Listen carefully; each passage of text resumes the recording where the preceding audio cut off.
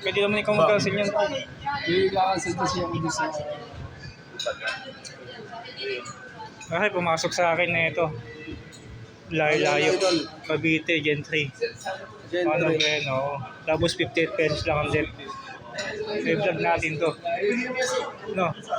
May contact support yun, sir. Ha? Ayaw nga nilang ano eh. Ay di nga makakancel yan eh. Kailangan mawala sa device namin to eh. Oo, lilipat. Palipat-lipat lang. Lipat-lipat lang yan. Kailangan makancel na sa ano, sa apps nila.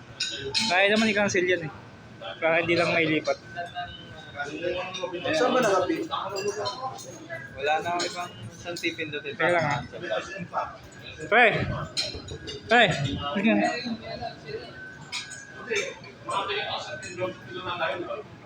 COD pa rin.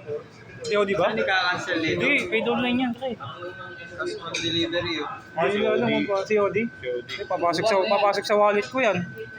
Malaki-laki yan. Papasok na sa wallet nito pag matagal din na makasin. Teka lang.